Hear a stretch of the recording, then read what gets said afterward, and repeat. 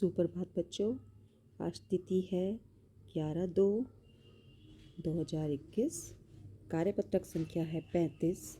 विषय है आपका हिंदी। ये वर्कशीट बेटा कक्षा 7 के लिए है। विद्यार्थी यहाँ पर अपना नाम लिखेंगे और अपने कक्षा अध्यापक का नाम लिखेंगे। प्यारे बच्चों, आज हम तत्सम एवं तद्भव शब्दों के बारे में जानेंगे। सबसे पहले तत्सम। तत्सम तत् जमा सम शब्द का अर्थ है उसके समान, अर्थात संस्कृत के समान। हिंदी में अनेक शब्द संस्कृत से सीधे आए हैं और आज भी उसी रूप में प्रयोग किए जा रहे हैं। बेटा, हिंदी भाषा में बहुत सारे ऐसे शब्द हैं जो कि संस्कृत भाषा से लिए गए हैं और जैसे वो संस्कृत में प्रयोग होते हैं ज्यों के त्यों ही हम हिंदी में उनका प्रयोग करते हैं। तत्सम शब्द कहलाते हैं उन शब्दों को जो कि संस्कृत भाषा के हैं और हम उनका प्रयोग हिंदी भाषा में बिल्कुल हूबहू, बिल्कुल एज इट इज़, बिल्कुल ज्यों के त्यों कर देते हैं। वो शब्द कहलाते हैं तत्सम। जैसे अग्नि, वायु, पुष्प, करुणा, प्रकाश, पत्र, सूर्य आदि। ठीक है बेटा, ये सारे शब्द वह शब्द हैं जो संस्कृत भाषा के शब्द हैं, लेकिन इनका प्रयोग हम हिंदी भाषा में भी करते हैं। दूसरा है बेटा तद्भव। तद्भव तत् जमा भव शब्द का अर्थ है उससे होना, अर्थात संस्कृत शब्दों से परिवर्तित होकर बने शब्द। बेटा, हिंदी में अनेक शब्द ऐसे शब्द हैं जो निकले तो संस्कृत से ही हैं पर उनके रूप बहुत बदल गए हैं।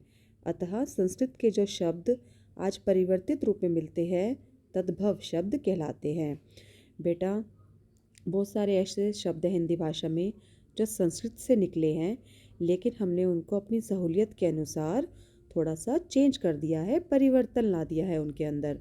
तो जिन शब्दों में हमने परिवर्तन लाया है वह शब्द कहलाते हैं तद्भव। जैसे यहाँ देखेंगे बेटा, अग्नि। अग्नि से क्या बन गया? आग। संस्कृत का शब्द है अग्नि, लेकिन हमने उसको आग में परिवर्तित कर दिया। हमने अपनी सहूलियत के अनुसार उसको आग बोल दिया। पुष्प, फूल, सूर्य को हम बोल देते हैं सूरज। ठीक है। अब बेटा यहाँ पे नीचे दिए गए तत्सम शब्दों के तद्भव रूप लिखिए। यानी ये संस्कृत के शब्द दिए गए हैं बेटा, हमने कैसे इनको हिंदी में अपनी सहूलियत के अनुसार इनमें क्या परिवर्तन लाया है, हमें उन शब्दों को लिखना है। यहाँ देखेंगे बेटा हम मस्तक माथा, कपोत कबूतर, सर्प सांप, वानर को कहते हैं बंदर, वाष्प का मतलब होता है भाप, हस्त तत्सम शब्द है लेकिन इसका तद्भव रूप क्या है? हाथ। धैर्य का तद्भव रूप क्या है? धीरज। नयन का तद्भव रूप क्या है? आँख। मृत्यु का तद्भव रूप क्या है? मौत। वधु का तद्भव रूप क्या है? बहू। संध्या का तद्भव रूप क्या है? शाम। तो आप सब लोग बेटा ध्यान से इन शब्दों को नोट कर लें। ये बेटा हमारे तत्सम शब्द हैं और ये हैं हमारे तद्भव। ठीक है।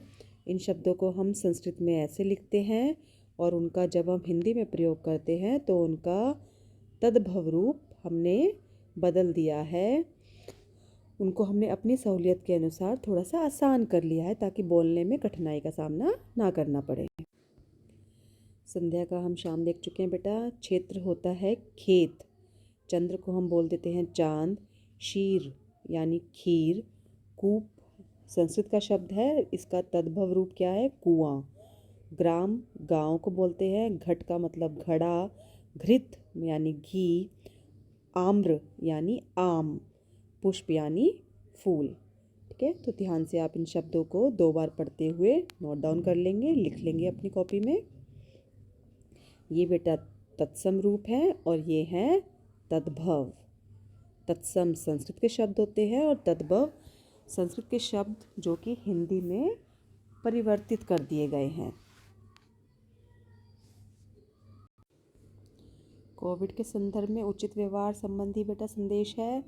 कोविड-19 के विरुद्ध लड़ाई में सुरक्षित रहने के लिए मास्क पहने। बेटा हमेशा आपको मास्क पहन के रखना है। जब भी आप घर से बाहर निकले सामाजिक दूरी बनाकर रखें और सैनिटाइज़र का प्रयोग समय समय पर करते रहें या फिर हाथों को धोते रहें, जिससे आप कोरोना वायरस से सुरक्षित रहेंगे। तो उम्मीद है बेटा सबको ये आज की वर्कशीट नंबर 34 समझ आ गई होगी और आप अपना काम करके अपने हिंदी के ग्रुप में जल्द से जल्द भेज देंगे। धन्यवाद।